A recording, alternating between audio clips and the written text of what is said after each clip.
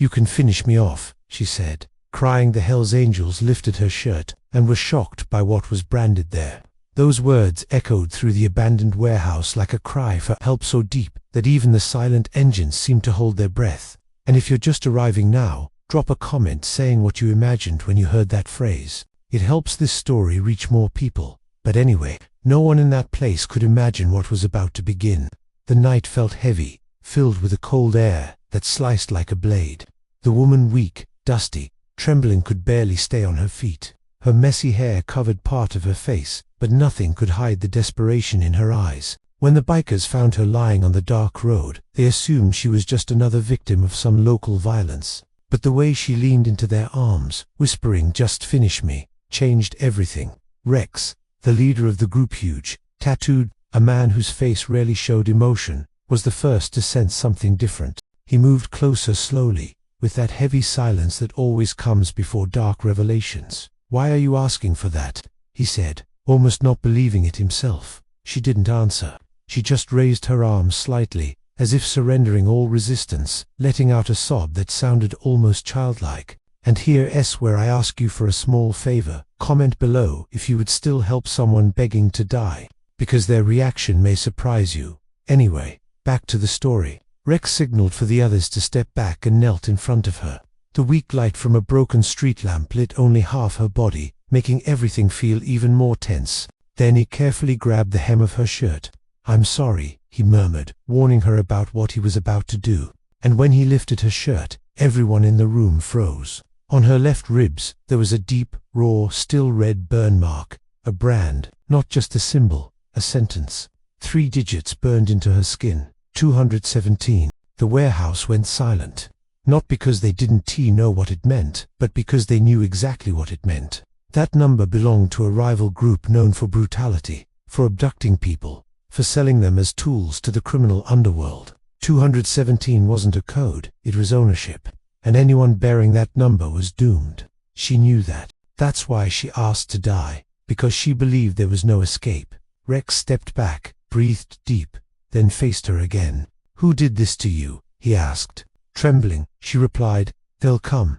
They always come. You shouldn't have found me." Her voice wasn't empty. There was something behind that fear, something Rex picked up immediately. "There's more," he said firmly. "Tell me." And she did. She told them how she'd been taken months ago, how she saw people vanish without a trace, marked like cattle, used as currency, punishment, messages. Then she told them the most important part. She had escaped with a flash drive containing enough information to destroy the entire 217 organizations, operations, locations. She wasn't being hunted because she was disposable. She was being hunted because she carried the key to collapsing an empire. If you're still here, hit that like button, because this is where everything flips upside down. Rex turned to his men. "They're after her, and they'll come after us too." Everyone knew that 217 didn't play, but Rex took a deep breath, his voice unshakable. "Then let them come. She doesn't die today." The woman tried to protest, saying they didn't understand, that no one survived the 217, but before she could finish the sentence, the roar of a motorcycle echoed outside. Then another, then 2 more. In seconds, the entire warehouse vibrated as if it were about to collapse. They had been found. The Hells Angels lined up at the entrance, engines rumbling, headlights shining like a wall of steel and resolve. The woman huddled behind Rex, terrified. "Stay close," he said. "You've suffered enough." The confrontation was brutal. Shadows against light, hate against protection. The 217 arrived armed, ready to kill. But Rex's men didn't step back, not because they wanted war, but because they had found something to fight for. And sometimes, when men who have nothing left suddenly find something worth saving, they become unstoppable. After minutes that felt like hours, silence fell over the road. The rivals retreated, making it clear they would return with greater force. The danger wasn't over, but she was alive, and to Rex, that was enough to keep fighting. Still shaking, she looked up at him. "Why? Why risk your life for me?" Rex took a deep breath. "Because someone once saved mine," he said.